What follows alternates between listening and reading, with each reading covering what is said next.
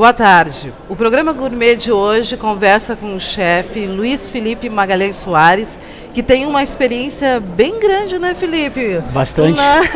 Na gastronomia internacional.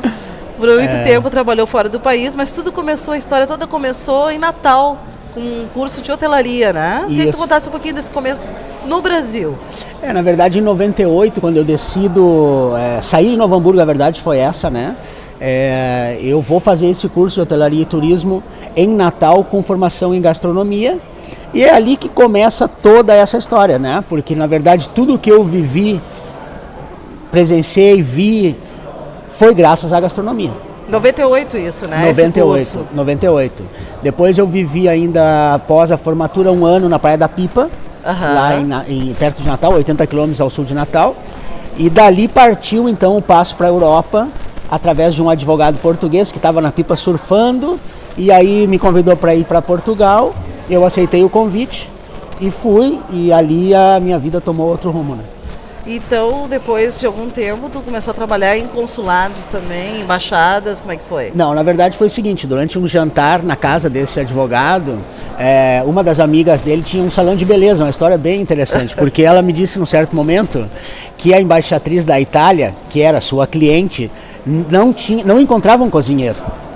E eu, na cara e na coragem, disse para ele, me empresta um terno, né? E eu vou com ela lá. E assim foi, Karina. Eu fui numa sexta-feira com ela, me lembro, Luísa era o nome dela, e ela me apresentou a embaixatriz Morella Cosentino, que me deu a oportunidade de trabalhar na embaixada da Itália em Portugal. E eu comecei e fiquei 7 anos. Olha, né? Fiquei 7 anos. Fiz 2 missões diplomáticas completas com 2 embaixadores, né?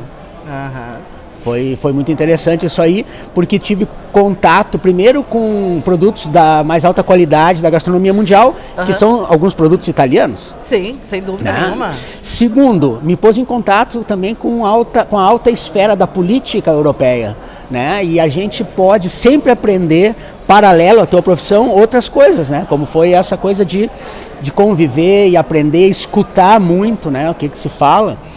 A nível mundial sobre diplomacia, enfim, uma coisa importante na nossa vida, né? E entre os vários astros da música, do cinema, tu tem uma listinha bem legal que tu já serviu, né? Isso foi posterior à embaixada. Na embaixada, obviamente, eu tive contato, por exemplo, com o presidente da Itália, numa recepção com o presidente de Portugal, a seleção italiana de futebol no Euro 2004, disputada em Portugal, o Giovanni Trapattoni, que era o treinador da seleção, vivia almoçando lá, porque treinava o Benfica, um clube de Lisboa, Cláudia Cardinale, o Giuliano Amato, primeiro-ministro já falecido, Lucio Dalla, músico já falecido. Então, assim, as pessoas que frequentavam a embaixada são se movem nesse meio, né? Foi muito interessante. Posterior a isso, quando eu saio da embaixada, porque o terceiro embaixador trazia o seu cozinheiro, eu tive que deixar a embaixada, eu fui trabalhar como personal chef, né? E aí juntou Madrid, Roma e Londres. A ordem foi essa, eu fui para Roma. Depois voltei a Lisboa, fui trabalhar para uns banqueiros do Banco Espírito Santo. Depois fui para Madrid, fiquei 2 anos e meio. Fui para Londres, fiquei mais 1 ano e meio. Quer dizer, as coisas vão acontecendo, né? A gastronomia, ela tem isso, assim, chega um momento que também tu precisa de um novo ar, o teu empregador quer uma coisa nova. Então é interessante que tu esteja em movimento, em constante movimento, porque assim tu nunca para de aprender, porque, por exemplo, se eu vivo 7 anos em Portugal, como eu não vou fazer um bom bacalhau? Daí que tá, né? Aí então eu vou para Roma. E a competição é grande, né? É muito grande. Bacalhau, né? Aí eu tô na Espanha, eu tenho que aprender a fazer uma paella, né? Então, quer dizer assim, essas coisas também são muito importantes para a profissão da gente, né? Estar em contato com o que é original, né? E é uma coisa que eu me baseio e sigo muito na profissão. Eu não gosto de inventar. Né? Essa coisa do molecular, não sei o que, não é muito comigo. Tu gosta da cozinha clássica. A cozinha clássica, antiga, né? Que normalmente, no meu ponto de vista, é a melhor. Mas voltando ao assunto dos astros, o fato de eu ter trabalhado com José Maria Cano, que é um astro pop espanhol famoso no mundo hispânico inteiro, com 30 milhões de discos vendidos, né? Me colocou em contato com essa gente. Ele tem uma casa em Londres, em Notting Hill, e nesses jantares, eu ia muito a Londres fazer jantares para ele na casa, então eu tive o prazer inesquecível, né, de ter na minha cozinha o Ronnie Wood. Os Stones. Nada mais que o guitarrista dos Rolling Stones. Teve um Stone contigo lá. Um Stones comigo, super simples, o cara super gente fina. Num certo momento ele ficou na cozinha comigo, né? Eu não perdi a oportunidade, eu liguei pro Brasil. Ligou pra família, né? Liguei pra minha casa aqui. A minha irmã disse, tu tá louco, são 4 horas da manhã, deixa eu dormir. Eu disse, não, vou te passar o Ron Wood aqui dos Stones, né? E ele falou muito bem da minha comida, enfim, são coisas muito peculiares e particulares, assim, que ficam na minha memória, com certeza pro resto da vida. Nesse mesmo jantar tava a Kate Moss, tava o Seal, modelos russas, bom, enfim, gente, né, desse meio. Muito interessante isso aí, realmente para mim foi... Depois em Londres, por acaso, num jantar na casa do meu empregador, eu tive a presença na cozinha, olhei para trás, estava a princesa Beatriz, né? Nada menos que a neta da rainha da Inglaterra, né? Outra vez em Madrid, também me recordo agora, na casa da Laura Ponte, que é uma top model, na altura era casada com Beltrán Gomes Acebo, que também é o sobrinho do rei da Espanha. Então, muita honra, então né? essas coisas assim, né, que...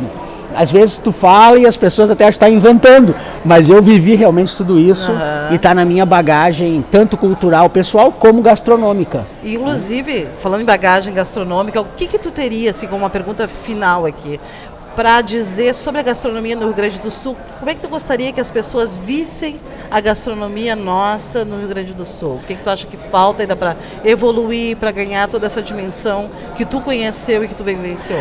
Eu acho que, na verdade, a gente precisa se abrir, né? O gaúcho, o Rio Grande do Sul é um país, é um estado muito fechado, né? A gente tem muito orgulho do que somos e isso é positivo, mas também nos atrasa. Né? Com certeza. A miscigenação, a mistura é que faz com que a gente cresça, né? É verdade. Absorver cultura, absorver diferenças, né? Então eu acho que isso é uma das coisas que seria interessante fazer, e eu acho que isso tu fazes muito bem, porque eu acompanho o teu trabalho, né? Tu tá sempre introduzindo cultura gastronômica de outros países, colocando isso para que as pessoas possam também crescer, né? Eu gostava que no Brasil pudesse ter acesso, as pessoas mais simples pudessem ter acesso a produtos de qualidade, produtos do mundo. Mas né? Infelizmente, né, a sobretaxa o Brasil, um absurdo, né, pra gente ter alguns produtos. O Brasil não faz o livre comércio. Tu conheceu o livre comércio da prática, tu sabe disso, né? Como é caro comprar um queijo no Brasil. Mas não pode ser fabricação nacional, como tu disse. E aí o que nos faz? Importado, é um absurdo o preço do queijo. Acaba nos nivelando por baixo, porque tu não consegue ter acesso ao produto né? original, e aí tu compra uma coisa que é um tipo. Mas o que é um tipo? Coisa, né? Tipo parmesão, isso, né? Então a gente perde muito com isso, né? Porque esse medo de abrir mercado nos faz ficar fechado. É verdade. Né? E isso nos torna cada vez mais fechados, essa é a verdade. Né? Precisamos abrir mais a cabeça então para a gastronomia, e aqui no nosso estado a gente está sempre batalhando por isso, trazendo novas culturas, trazendo pessoas como o Felipe, que tem uma vivência gastronômica dentro e fora do país. E o Gourmet então fica por aqui, até o próximo.